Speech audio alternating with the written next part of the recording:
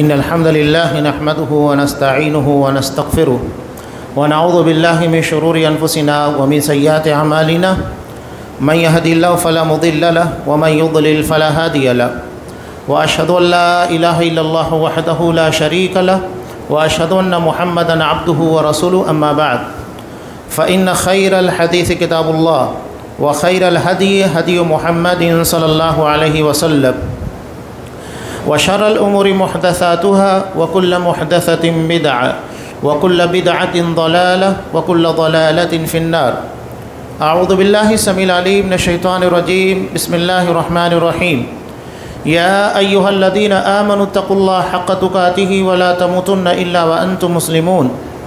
يا أيها الناس اتقوا ربكم الذي خلقكم من نفس واحدة وخلق منها زوجها وبث منهما رجالا كثيرا ونساء واتقوا الله الذي تساءلون به والأرحام إن الله كان عليكم رقيبا. يا أيها الذين آمنوا اتقوا الله وقولوا قولا سديدا يصلح لكم أعمالكم ويغفر لكم ذنوبكم ومن يطع الله ورسوله فقد فاز فوزا عظيما. وقال واذكر في الكتاب إبراهيم إنه كان صديقا نبيا إذ قال لأبيه يا أبت لم تعبد ما لا يسمع ولا يبصر ولا يغني عنك شيئا. تمام قسموں کی تعریفات اللہ رب العالمین وحدہ لا شریک کے لیے لائق و زیبا ہے، جو ساری کائنات کا تنہا خالق و مالک ہے، اور بے شمار درود و سلام ہو اللہ کے آخری نبی جناب کریم محمد الرسول اللہ صلی اللہ علیہ وسلم کی ذات مقدسہ پر۔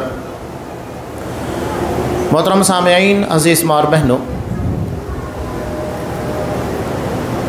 عید الاضحیٰ جو کہ اسلام کے دو عظیم تہواروں میں سے ایک عظیم تہوار ہے، ایک عظیم عید ہے، اس کا تعلق حضرت ابراہیم علیہ السلام اور حضرت اسماعیل علیہ السلام کے واقعے سے جڑا ہوا ہے۔ حضرت ابراہیم علیہ السلام جو امام الانبیاء تھے، قرآن مجید نے جن کے تعلق سے کہا انی جاعلک للناس اماما، میں تمہیں لوگوں کا امام بنا رہا ہوں، منصب امامت، لیڈرشپ۔ لیکن یہ لیڈرشپ انہیں یوں ہی نہیں مل گئی تھی، بلکہ ایک لمبا دور آزمائشوں کا تھا۔ حضرت ابراہیم علیہ السلام کی زندگی میں اگر آپ غور کریں تو جو عظیم محبتیں ہوتی ہیں ان محبتوں کی قربانی انہوں نے دی۔ ایک انسان کی نگاہ میں اپنے باپ، اپنے خاندان، ان لوگوں کی بڑی اہمیت ہوتی ہے۔ حضرت ابراہیم علیہ السلام نے ان کی قربانی دی، ان لوگوں کے سامنے دعوت توحید کو پیش کیا۔ آگے چل کر بیوی کی محبت، اسے قربان کیا۔ جب بچہ چھوٹا سا تھا، بے آب ہو گیا میدان جہاں پر آج ہر وقت لاکھوں کا مجمع ہوتا ہے، مکہ، کعبۃ اللہ، وہاں لے جا کر چھوڑ دیا۔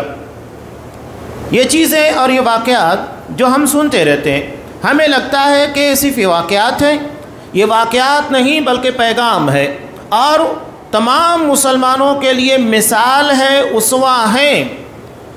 قرآن مجید میں حضرت ابراہیم علیہ السلام اور ان کے ماننے والے ان تمام لوگوں کو اسوہ اور نمونہ بنا کر پیش کیا۔ قد کانت لکم اسوۃ حسنۃ فی ابراہیم والذین معہ، کہ تم لوگوں کے لیے حضرت ابراہیم علیہ السلام اور جو ان کے ساتھ تھے، ان کا ساتھ دینے والے، ان کی بیوی ہے، ان کے بچے ہیں، ان کے ماننے والے ہیں، ان کے بھتیجے حضرت لوط علیہ السلام، سب کے سب نمونہ ہیں۔ قرآن نے انہیں نمونہ، اسوہ اور ماڈل بنا کر پیش کیا۔ یہ حضرت ابراہیم علیہ السلام کی قربانیاں امتحان تھے، جن امتحان کے اندر وہ پاس ہوئے، اور پاس ہونے کے بعد انہیں منصب امامت عطا کیا گیا، اور آخر میں سب سے عظیم قربانی اپنے لخت جگر کو اللہ کے حکم کے سامنے ذبح کرنا۔ آج ہمارے لیے چیز بڑی آسان ہوتی ہے، عید الاضحیٰ کے موقع کے پر کہ ہم اچھے جانور خریدتے ہیں، انہیں ذبح کرنا ہے، کھانے کے لیے ہمارے پاس انواع و اقسام کی غذائیں ہوگی، یہ ہمارے لیے بڑا خوشی کا موقع ہوتا ہے۔ لیکن غور کیجئے کہ آج سے ہزاروں سال پہلے عید الاضحیٰ کے موقع پر ایک باپ کے دل کے پر کیا بیت رہی ہوگی، ایک بچے کے دل کے پر کیا بیت رہی ہوگی کہ جسے اس کا اپنا سگا باپ ذبح کرنے کے لیے نکلا ہے، ایک ماں کے پر جو اپنے بچے کو اللہ کی راہ میں قربان کرنے کے لیے نکالی۔ اللہ کو دراصل امتحان مقصود تھا، آزمائش مقصود تھی، یہ نہیں کہ حضرت ابراہیم اپنے بیٹے کو ذبح کر دیں، بلکہ دنیا والوں کو بتانا مقصود تھا کہ حضرت ابراہیم کو اللہ نے خلیل بنایا۔ خلیل کا مطلب ہوتا ہے کلوز فرینڈ، جن کے اور ان کے درمیان کوئی تیسرا حائل نہ ہو۔ تو حضرت ابراہیم علیہ السلام کو اللہ نے خلیل بنایا، انتہائی جگری دوست۔ تو یہ ثابت کرنا تھا کہ ابراہیم اور میرے درمیان کوئی نہیں آ سکتا۔ حضرت ابراہیم سب سے بڑی محبت اپنے بیٹے کی تھی، اپنی بیوی کی تھی، ساری محبتوں کو قربان کرنے کے لیے تیار ہو گئے، یعنی اللہ کی محبت کے پر کسی اور محبت کو ترجیح نہیں دی۔ یہ تھا حضرت ابراہیم علیہ السلام کا عظیم قربانیوں کا واقعہ، جس کے بعد اللہ نے کہا انی جاعلک للناس اماما، آج ہم تمہیں تمام لوگوں کا امام، لیڈر بنا رہے ہیں۔ اور یہ لیڈرشپ انہیں یوں ہی نہیں ملی، یہ رتبہ بلند ملا جس کو مل گیا ہر مدعی کے واسطے دار و رسن کہا۔ یہ مقام جو انہیں ملا تھا یوں ہی نہیں ملا تھا، بلکہ قربانیوں کے بعد ملا، بغیر قربانیوں کے یہ احساس کسی کو نہیں مل سکتا ہے۔ حضرت ابراہیم علیہ السلام کے واقعے کا ایک اہم حصہ جو ان کی دعوت سے جڑا ہوا ہے، سورہ مریم کی کچھ آیات میں نے آپ لوگوں کے سامنے تلاوت کی، اس میں حضرت ابراہیم علیہ السلام کے دعوتی اسلوب کو بیان کیا گیا کہ آپ اگر کسی کو دعوت دیں، دین کی طرف بلائیں تو اس کا انداز کیا ہونا چاہیے، اس لیے کہ سب سے اہم ذمہ داری امت مسلمہ کے اوپر، جس کی بنیاد کے پر ہم کو خیر امت کہا گیا، وہ دعوت ہے۔ کنتم خیر امت اخرجت للناس، تم سب سے بہترین امت ہو، اللہ نے تمہیں دوسروں کے لیے پیدا کیا، اللہ نے ہمیں اپنے آپ کے لیے نہیں، جیسا کہ چراغ ہوتا ہے جو جلنے کے بعد خود کو فنا کرنے کے بعد دوسروں کو روشنی فراہم کرتا ہے، یہی ہماری ذمہ داری ہے کہ ہم اپنی زندگی کی قربانیوں کو دے کر، مال کی قربانی دے کر، اولاد کی قربانی دے کر، بیوی کی قربانی دے کر، وقت کی قربانی دے کر لوگوں کے لیے جنت کی راہ کو آسان کرے، یہی ہمارا مشن، یہی ہمارا مقصد ہے۔ قرآن نے حضرت ابراہیم علیہ السلام کے تعلق سے کہا وَاذْكُرْ فِي الْكِتَابِ ابراہیم، کہ اس کتاب میں، قرآن مجید میں حضرت ابراہیم علیہ السلام کا واقعہ بیان کیجئے۔ اِنَّهُ كَانَ صِدِّيقًا نَبِيًّا، وہ بہت سچے نبی تھے۔ حضرت ابراہیم علیہ السلام کے تعلق سے ایک روایت جسے امام بخاری رحمۃ اللہ علیہ نے نقل کیا، کچھ لوگوں کو اس کے پر اعتراض ہے۔ حضرت امام بخاری نے جس روایت کو نقل کیا حضرت ابو ہریرہ رضی اللہ تعالیٰ عنہ سے، آپ صلی اللہ علیہ وسلم نے کہا لم یکذب ابراہیم الا ثلاث کذبات، حضرت ابراہیم علیہ السلام نے صرف 3 مرتبہ جھوٹ بولا، اس کے علاوہ کبھی جھوٹ نہیں بولا۔ اور اس بات کا تذکرہ قرآن مجید میں بھی ہے 2 مقامات کے پر، جب انہوں نے بتوں کو توڑ دیا اور لوگوں نے سوال کیا کہ ان سارے بتوں کو کس نے توڑا ہے، تو انہوں نے کہا بل فعلہ کبیرہم ھذا، کہ ان تمام بتوں کو یہ بڑے بت نے توڑا ہے، حالانکہ انہیں توڑنے والے کون تھے؟ حضرت ابراہیم علیہ السلام۔ اس کے بعد دوسری بات، جب یہ تمام لوگ میلے میں جا رہے تھے تو انہوں نے اپنی قوم سے کہا تھا انی سقیم، میں بیمار ہوں، حالانکہ وہ بیمار نہیں تھے، تاکہ لوگوں سے اپنے آپ کو علیحدہ ہر کر سکے، اور جس میلے کے اندر پوری قوم جا رہی تھی شرک بدعت اور خرافات سے بھرا ہوا، اس کے اندر شریک نہ ہو سکے۔ یہ 2 جھوٹ تو خود قرآن مجید نے نقل کیا۔ اور تیسرا جسے نبی کریم صلی اللہ علیہ وسلم نے بیان کیا، جب حضرت ابراہیم علیہ السلام اپنی بیوی سارہ کو لے کر چلے، اور راستے میں ایک بڑا ظالم اور جابر بادشاہ تھا، اور اس کا اصول یہ تھا کہ اگر کوئی خوبصورت عورت ہوتی اس کے پر غاصبانہ قبضہ کرتا، اگر اس کے ساتھ میں اس کا بھائی ہوتا تو اس کی جان بخش دیتا تھا، اور اگر شوہر ہوتا اسے مار دیتا۔ اب چونکہ حضرت ابراہیم علیہ السلام شوہر تھے اور انہیں معلوم تھا کہ بادشاہ ان کی جان لے لے گا، چنانچہ اپنی جان کو بچانے کے لیے حضرت سارہ سے کہا کہ جب وہ تم سے پوچھے کہ میں کون ہوں تو تم کہہ دینا کہ میں بھائی ہوں، اس لیے کہ اسلامی بنیادوں کے پر ہم ایک دوسرے کے بھائی اور بہن ہیں۔ اور تمام مومن، قرآن مجید نے کہا انما المؤمنون اخوہ، تمام مسلمان آپس میں ایمان کے رشتے کی بنیاد کے پر بھائی اور بہن ہے، یہ ایمانی رشتہ ہوتا ہے۔ تو یہ تینوں کا تذکرہ آپ صلی اللہ علیہ وسلم نے کیا۔ بعض لوگوں کو اس چیز کے پر اعتراض کہ قرآن جب حضرت ابراہیم علیہ السلام کو صدیق کہہ رہا ہے، یہ مقام صدیقیت جو ہوتا ہے نبوت کے بعد سب سے بڑا اعزاز ہے، نبوت کے بعد، اور یہ اعزاز حضرت ابوبکر صدیق رضی اللہ تعالیٰ عنہ کو ملا۔ نبوت کے بعد صدیق کا اعزاز سب سے بڑا مانا جاتا ہے، صدیق کا مطلب بڑا سچا۔ اب حضرت ابراہیم علیہ السلام نے 175 سال کی زندگی پائی، 175 سال میں انہوں نے کبھی جھوٹ نہیں بولا، اور انہوں نے جھوٹ بولا بھی تو 2 جھوٹ اللہ تبارک و تعالیٰ کے لیے، ایک اپنی ذات کے لیے، اور ان تینوں مقامات کے پر جھوٹ کی اجازت تھی۔ خود ہماری اپنی شریعت میں نبی کریم صلی اللہ علیہ وسلم نے 3 جگہ جھوٹ بولنے کی اجازت دی ہے۔ کب؟ میاں بیوی اگر ان دونوں کے درمیان ناچاکی ہو جائے، اپنے معاملات کی صلح کرنے کے لیے شوہر بیوی سے، بیوی شوہر سے جھوٹ بول سکتی ہے تاکہ ان لوگوں کے درمیان تنازع نہ پیدا ہو۔ اسی طرح 2 لوگوں کے درمیان، 2 جماعتوں کے درمیان اختلاف پیدا ہو جائے تو ان دونوں جماعتوں کے درمیان اصلاح کرانے کے لیے، صلح کرانے کے لیے جھوٹ بولا جا سکتا ہے تاکہ دونوں کے درمیان صلح ہو جائے۔ اور جنگ کے موقع پر دشمنوں کو دھوکہ دینے کے لیے جھوٹ بولا جا سکتا ہے کہ مسلمانوں کی تعداد 1000 نہیں، 2000 ہے، 3000 ہے، 5000 ہے، مسلمانوں کے پاس اسلحہ بہت زیادہ ہے، مسلمان دشمنوں کے مقابلے میں بہت تعداد میں ہیں، طاقتور ہیں، تاکہ دشمنوں کے پر مسلمانوں کا خوف بیٹھ جائے۔ تو 3 جگہ کے پر شریعت اسلامیہ نے بھی اجازت دی ہے۔ تو اس کا مطلب یہ ہے کہ جب شریعت اجازت دیتی ہے تو وہ چیز غلط کہاں ہو سکتی ہے؟ جیسا کہ ایک شخص انتہائی مجبوری کے عالم میں قرآن مجید کہتا ہے کہ وہ سور کا گوشت کھا سکتا ہے اپنی جان کو بچانے کے لیے، یہ مجبوری کی شکل ہوتی ہے۔ یا اگر کوئی شخص اسے بندوق کی گولی کے پر بندوق اس کے کنپٹی کے پر لگا کر کسی چیز کا مطالبہ کرتا ہے جو اس کو نہیں کرنا چاہیے، وہ کر لیتا ہے، تو شرعی اعتبار سے چونکہ وہ مجبور ہے، اس کی جان کے پر بنائی ہے، تو ایسی صورت میں اسے اجازت ہے۔ تو جب شریعت اجازت دیتی ہے تو اس بارے کے اندر بحث نہیں کرنا چاہیے۔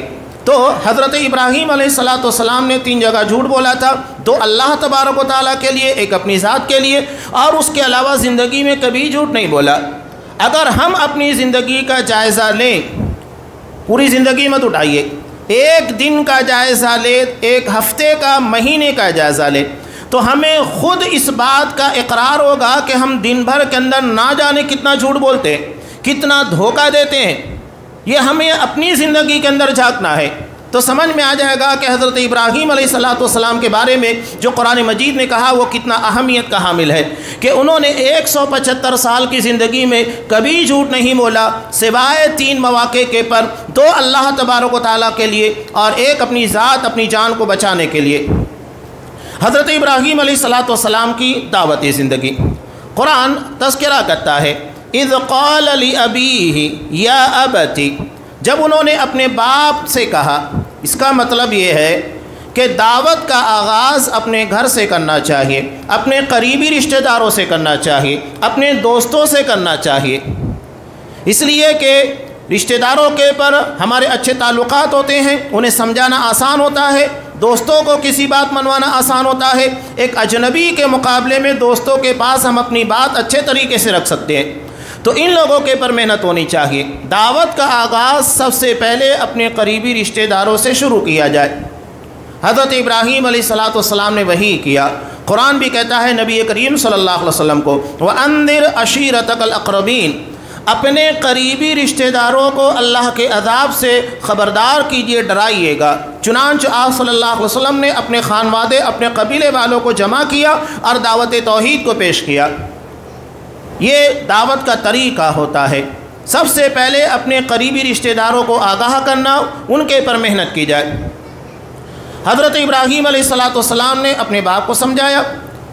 ایک بات حضرت ابوبکر صدیق رضی اللہ تعالیٰ عنہ کی زندگی میں آپ کو عجیب لگے گی کہ اللہ نے جہاں حضرت ابو بکر صدیق رضی اللہ تعالیٰ عنہ کو یہ اعزاز عطا کیا کہ تمام انبیاء تمام رسولوں کے بعد حضرت ابو بکر صدیق رضی اللہ تعالیٰ عنہ کا مقام ہے، اسلام قبول کرنے میں اول، ہر جگہ نبی کریم صلی اللہ علیہ وسلم کا ساتھ دینے والے، اسی طرح اللہ نے انہیں ایک اعزاز یہ بھی عطا کیا کہ عشرہ مبشرہ میں سے اکثر لوگوں نے انہی کی دعوت کے پر اسلام کو قبول کیا۔ عشرہ مبشرہ میں چاہے وہ حضرت عثمان غنی ہو، حضرت عبد الرحمن ابن عوف ہو، حضرت طلحہ ہو، زبیر ہو، یہ تمام کے تمام حضرت ابو بکر صدیق رضی اللہ تعالیٰ عنہ کی دعوت پر اسلام قبول کرتے ہیں۔ وجہ کیا تھی؟ تعلقات، دوستیاں۔ اگر ہمارے دوستوں کے حلقے میں ہم اسلام کی ترویج نہیں کریں گے، اسلام کے بارے میں لوگوں کو نہیں بتائیں گے تو کون بتائے گا؟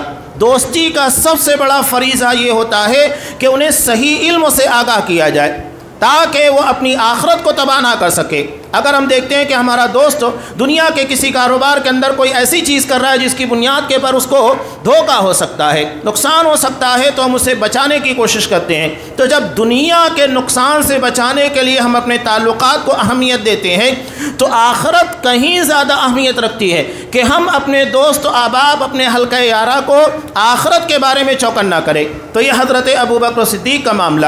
تو اپنے تعلقات کے پر آپ محنت کیجئے، دوستوں کے حلقے میں دعوت کا کام کیجئے۔ اب اس کے بعد حضرت ابراہیم علیہ السلام کیا کہہ رہے ہیں اپنے والد صاحب کو؟ دعوت دیتے وقت سب سے اہم اور بنیادی شرط دلوں میں اخلاص ہونا چاہیے کہ ہم اللہ کی رضا کے لیے کام کر رہے ہیں۔ ہمارے یہاں نوجوانوں کا طبقہ خاص طور سے، یا اگر ہم اپنے فریق مخالف کو دیکھتے ہیں جیسا کہ مسلک کی بنیاد کے پر یا دین اور دھرموں کے اختلاف کی بنیاد پر، تو دعوت دیتے وقت ہم سامنے والے کو زیر کرنا چاہتے ہیں، ہرا دینا چاہتے ہیں اور اسے نیچا دکھانا چاہتے ہیں۔ اس کا مطلب یہ ہے کہ ہم دعوت نہیں دے رہے بلکہ سامنے والے کو شکست دینا چاہتے ہیں۔ غلط۔ دل میں یہ جذبہ ہونا چاہیے، نیت ہونا چاہیے کہ اللہ جس طرح مجھے ہدایت دیا ہے اسے بھی ہدایت دے، یہ بھی صحیح راستے کے پر آ جائے۔ کسی کو ہرانا، نیچا دکھانا مقصود نہیں ہونا چاہیے، ورنہ پھر ہماری دعوت کبھی کارگر نہیں ہوگی، کوئی ہماری بات سننے کے لیے تیار نہیں ہوگا۔ حضرت ابراہیم علیہ السلام کتنے پیارے انداز میں کہہ رہے ہیں، حالانکہ باپ کون تھا؟ بتوں کا بنانے والا پجاری تھا، لوگوں کو پوجا پاٹ کرواتا تھا، اس کے بعد بھی کتنے پیارے انداز میں کہہ رہے ہیں، یا ابتی، اے ابا جان، لم تعبد ما لا يسمع ولا يبصر ولا يغني عنك شيئا۔ تین اہم باتوں کا تذکرہ کیا کہ آپ ان لوگوں کی عبادت کیوں کرتے ہیں جو سنتے نہیں، دیکھتے نہیں، اور اگر تمہیں زندگی میں کسی مسئلے کی ضرورت پیش آ جائے، مدد کی ضرورت پیش آ جائے تو یہ تمہاری مدد کرنے کے لیے تیار نہیں ہے، نہ سن سکتے ہیں، نہ دیکھ سکتے ہیں، نہ مدد کر سکتے ہیں۔ انسان انہی تین بنیادوں کے پر کسی کے سامنے جا کر جھکتا ہے اور اس سے کچھ توقعات اور امیدیں رکھتا ہے۔ اگر یہی معاملہ آپ تمام لوگوں کے بارے میں دیکھیں، اللہ کے سوا جن کی عبادت کی جاتی ہے۔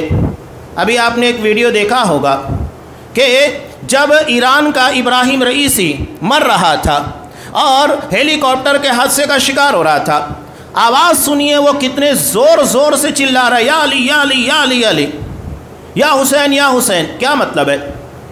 نعوذ باللہ، مرتے وقت تو بھی وہ شرک کرتے ہوئے مرا، پوری زندگی تو اصحاب کرام کے بغض اور مسلمانوں کی نفرت میں بتا دی۔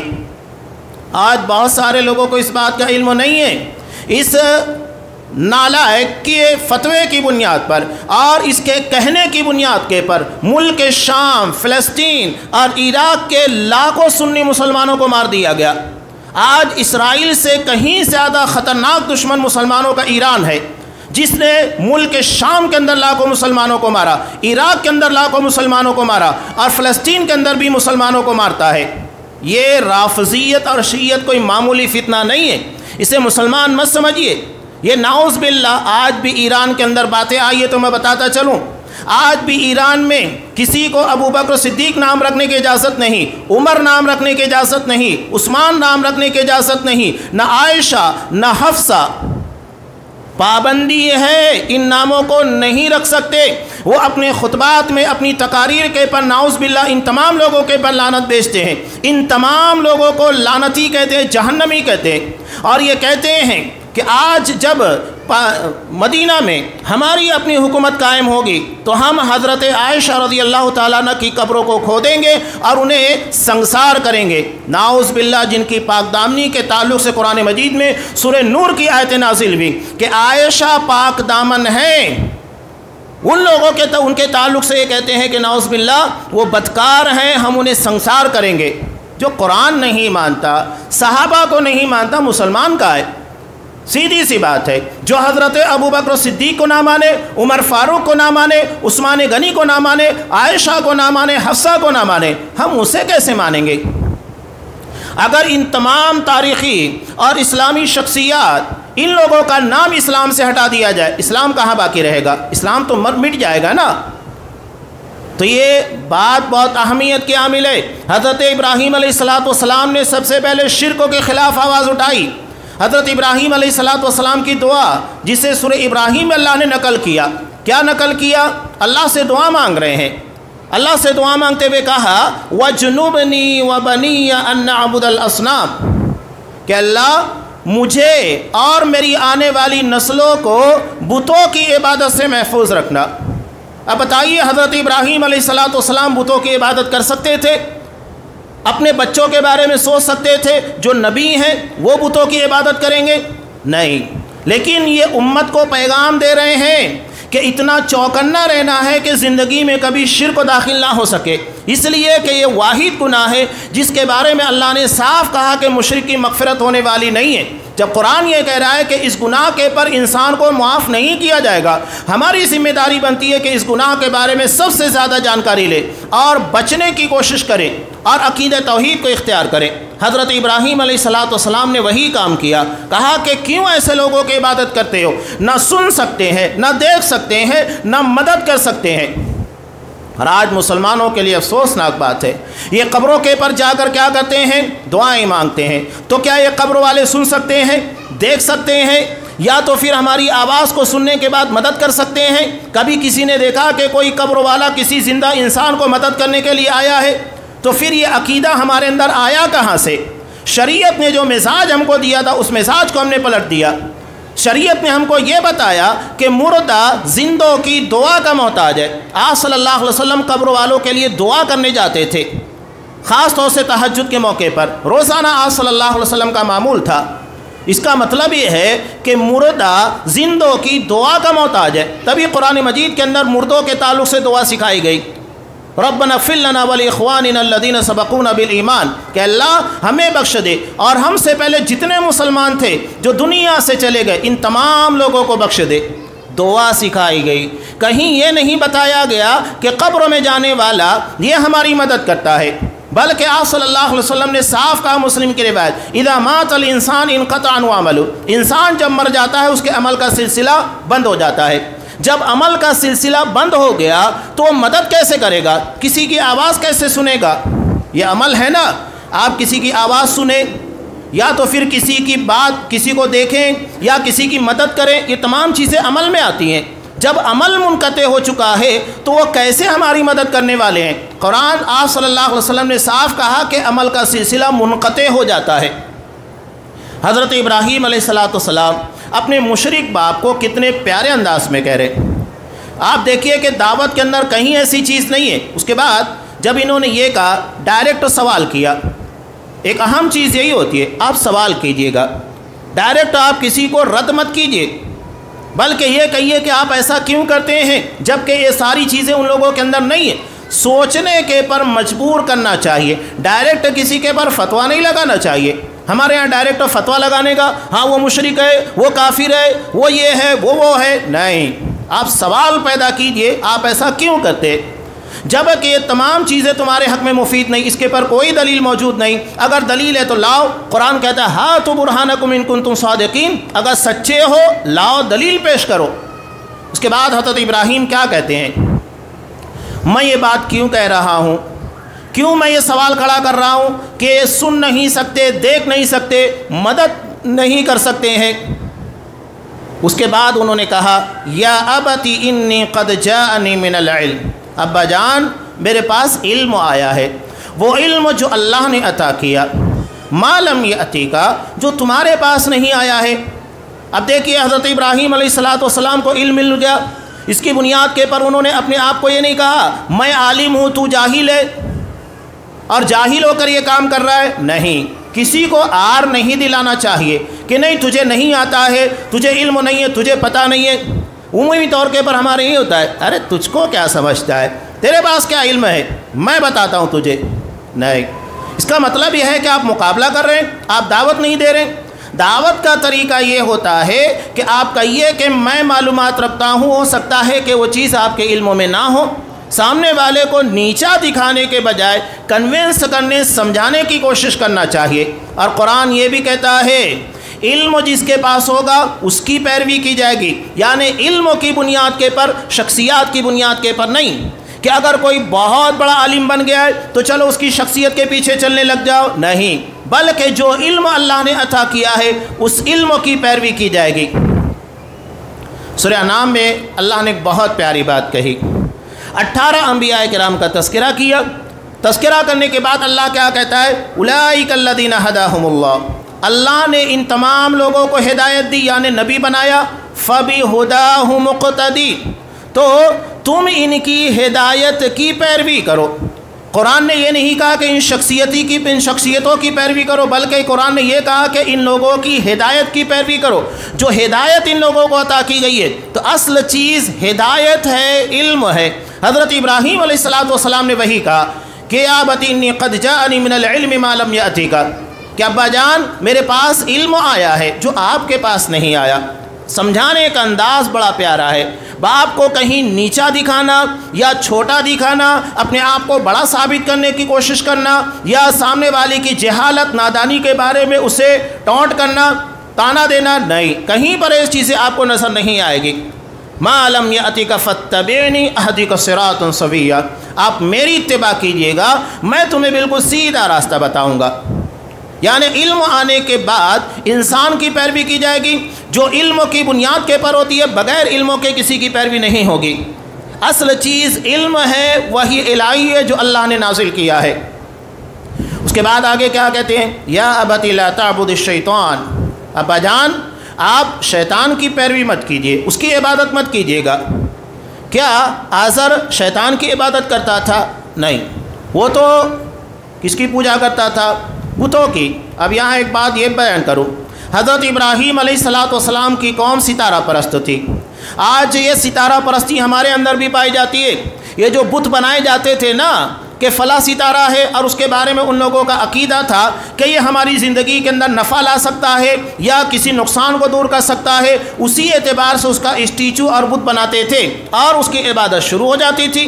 یعنی حقیقت میں ان ستاروں کی شبیہ کی بنیاد کے پر اسٹیچو بنائے جاتے تھے، بت بنائے جاتے تھے۔ تو حقیقت میں کس کی عبادت ہو رہی ہے؟ ستاروں کی، ستارہ پرستی۔ آج بھی دیکھیے گا ستارہ پرستی ہمارے اندر پائی جاتی ہے۔ کیسے؟ ذرا غور کیجئے گا کہ اگر ہم کسی پریشان آدمی کو دیکھتے ہیں تو کیا کہتے ہیں؟ اس کے ستارے گردش میں، یعنی ستاروں کی گردش میں آنے کی وجہ سے اس کی زندگی کے اندر پریشانی آ گئی۔ اور اگر کسی کے کاروبار میں ترقی ہو رہی ہے، وہ خوب ترقی کرتے جا رہا ہے، پروفٹ بہت ہو رہا ہے، تو کہتے ہیں کہ اس کے ستارے بڑے گریٹ ہیں، اس کے ستارے بڑے اچھے چل رہے ہیں، نعوذ باللہ۔ اس کا مطلب یہ ہے کہ ہم بھی دراصل اپنی زندگی کے اندر ستاروں کو دخیل مانتے ہیں کہ نفع اور نقصان کا تعلق ستاروں سے لگا ہوا ہے۔ تو ایسے جملے کہنے سے اپنے آپ کو بچانے کی کوشش کیجئے کہ یہ سارے ہمیں شرک کی طرف لے کر جاتے ہیں کہ اللہ تبارک و تعالیٰ نہیں، بلکہ یہ ستارے ہماری زندگی کے اندر اثرات رکھتے ہیں، یہ ہماری زندگی کے اندر تصرفات کرتے ہیں، انٹرفیئر کرتے ہیں۔ ستارہ پرست قوم تھی۔ حضرت ابراہیم وہی بات سے اپنے والد صاحب کو آگاہ کر رہے تھے، کہا کہ شیطان کی عبادت مت کرو، اس لیے کہ ان تمام چیزوں کا محرک اور ستاروں کو تمہاری زندگی کے اندر انٹرفیئر کرنے والا یہ کون بتا رہا ہے؟ یہ شیطان ہے جو تمہیں یہ کام کرنے کے لیے آمادہ کر رہا ہے۔ گرچہ ظاہر میں بت ہے لیکن حقیقت میں وہ شیطان ہے۔ اللہ تبارک و تعالیٰ نے بنی آدم سے کہا تھا، الم احد الیکم یا بنی آدم اللہ تعبدوا الشیطان، کہ اے آدم کی اولاد کیا میں نے تم لوگوں سے عہد نہیں لیا تھا کہ شیطان کی عبادت مت کرنا؟ تو شیطان کی عبادت کا مطلب ہے شیطان کے کہے کے مطابق، شیطان کے وسوسے، اس کے حکم کے مطابق کام کرنا۔ جو شیطان کی چاہت، شیطان کی مرضی ہوتی ہے، تو یہی شیطان کی عبادت ہے۔ इन्नहु, इसलिए कि वो रब्बुल आलमीन का, रहमान का बड़ा नाफरमान था। ये हज़रत इब्राहीम अलैहिस्सलाम का दावती अंदाज़। उसके नतीजे में क्या हुआ? बाप ने डांटा, बल्कि ये कहा कि मैं तुम्हें अपने घर से निकाल कर बाहर कर दूंगा। हज़रत इब्राहीम अलैहिस्सलाम की ज़िंदगी के बहुत सारे वाक़यात, बहुत सारे पहलू हैं। मैंने सिर्फ दावती पहलू को आपके सामने पेश करने की कोशिश की, जो कि यहाँ तज़किरे के तौर के पर सूरह मरियम में अल्लाह ने ज़िक्र किया है। कुछ बातें अब देखिए, हज़रत इब्राहीम अलैहिस्सलाम आखिरकार क्या हुआ? अपनी बस्ती छोड़ना पड़ा, अपने बाप को छोड़ना पड़ा, पूरा ख़ानदान छोड़ना पड़ा। कुरान ने इसके बाद तज़किरा क्या किया? ववहबना लहू इसहाक़ व याक़ूब, कि जब हज़रत इब्राहीम ने अल्लाह की रज़ा के लिए अपने बाप को, अपने ख़ानदान को, अपनी बस्ती को छोड़ा, तो अल्लाह ने जो बस्ती थी इराक़ की, ये इराक़ के शहर उर के रहने वाले थे। जब हज़रत इब्राहीम ने उस बस्ती को छोड़ा तो अल्लाह ने उन्हें काबा, मक्का अता किया। कितनी अजीम और मुक़द्दस जगह उन्हें अता की। अल्लाह के लिए जो चीज़ छोड़ी जाती है तो अल्लाह उसे कहीं बेहतर देता है। उन्होंने अल्लाह की खातिर अपने बाप को छोड़ा, अपने ख़ानदान को छोड़ा। अल्लाह ने नबियों का सिलसिला उनकी नस्ल में जारी कर दिया। सारे अम्बिया, सारे रसूल उसके बाद हज़रत इब्राहीम अलैहिस्सलाम की नस्ल से आए।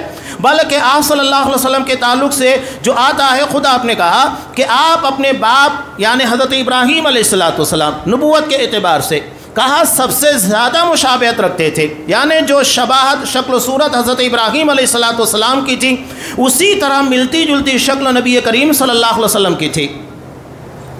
तो अल्लाह ने क्या चीज़ें अता की। और उन्हें जब आग में झोंका गया, आग में डाला गया था, तो जिस्म का लिबास भी उतार लिया गया। बुखारी की रिवायत में बिल्कुल बरहना करके डाला गया। यही वजह है कि आप सल्लल्लाहु अलैहि वसल्लम ने कहा कि क़यामत के दिन जब तमाम लोग बरहना होंगे, जिस्मों के पर लिबास नहीं होगा, सारे के सारे मादरसात पैदा होंगे और उसी हालत में अल्लाह के सामने पेश होंगे। सबसे पहले जिन्हें लिबास पहनाया जाएगा वह हज़रत इब्राहीम अलैहिस्सलाम होंगे। क्यों? उसकी वजह यह है कि अल्लाह की खातिर जब आग में उन्हें डाला गया था तो लिबास भी उतार लिया गया था। जो कुर्बानी उन्होंने अल्लाह के लिए दी थी, अल्लाह ने उसके बदले में आखिरत में सबसे पहले एजाज़ के तौर के पर उन्हें कपड़ा पहनाएगा। तो याद रखिएगा, अल्लाह के लिए हम जो भी कुर्बानी देंगे अल्लाह उससे कहीं बेहतर चीज़ इनायत करेगा। अल्लाह कभी महरूम नहीं करता है, वो आजमाता है। ज़िंदगी के अंदर प्रॉब्लम्स आते हैं, मुश्किलात आते हैं। ईमान के वक़्त इंसान का ईमान का मेयार जितना बुलंद होगा, समझ लीजिएगा कि इम्तिहान और आजमाइशें उसी तरह आएगी। कोई अगर ये सोचता है कि मेरी ज़िंदगी के अंदर प्रॉब्लम्स बहुत है, इसका मतलब ये नहीं है कि अल्लाह तबारक व तआला उसके पर अज़ाब नाजिल कर रहा है, सज़ा नाजिल कर रहा है। नहीं, बल्कि ईमान के बक़द्र आजमाइशें आती है। या तो गुनाह होंगे जिसकी बुनियाद के पर सज़ा के तौर पर, या तो ईमान होगा जिसकी बुनियाद के पर आजमाइशें आएगी। ये हमें खुद सोचना होगा कि ये हमारे लिए अज़ाब है या आजमाइश है। हम खुद फैसला कर सकते हैं अपनी ज़िंदगी का मुहासबा करने के बाद। इसलिए कि इंसान जितना अपने बारे में जानता है दूसरों के बारे में नहीं जानता है। बल इंसान वाला नफ्सिही बसीरा, इंसान अपने आप के बारे में सबसे बेहतरीन गवाह है, सबसे ज़्यादा जानने वाला, सबसे ज़्यादा गहरी निगाह रखने वाला है। तो हमें अपना इस बात में मुहासबा करना है। तो ये हज़रत इब्राहीम अलैहिस्सलाम की ज़िंदगी का एक अहम पहलू, और ये हर मुसलमान को निभाना है। अपने दोस्तों में आप दावत का काम कीजिए, आप गैरों में दावत का काम कीजिए। जहाँ तक हमारे असर रसूख है, हम दाई हैं। अल्लाह ने हमको दावत की बुनियाद के पर खैर उम्मत कहा है। ये नहीं कि सिर्फ हम मुसलमान घराने में पैदा हो गए, मुसलमान है इस बुनियाद पर नहीं, बल्कि दूसरों को दावत देने की बुनियाद के पर एजाज़ अता किया गया है। तो उस एजाज़ को संभालना है, इस डिग्री को संभालना है, तो दावत का काम करना होगा। ये वाहिद मैदान है जहां मुसलमान कभी नहीं हारा, और क़यामत तक मुसलमान दावत के मैदान में नहीं हारेगा। आप खुद देखिएगा कि 2023 की जो रिपोर्ट आई है सऊदी अरब के अंदर, 7 लाख से ज़्यादा अल्हम्दुलिल्लाह गैर मुस्लिमों ने इस्लाम की कबूल किया सिर्फ सऊदी अरब के अंदर। लोग इसको बदनाम बहुत करते हैं, झूठी खबरें, इल्ज़ामात, बोतान तराशियाँ बहुत करते हैं।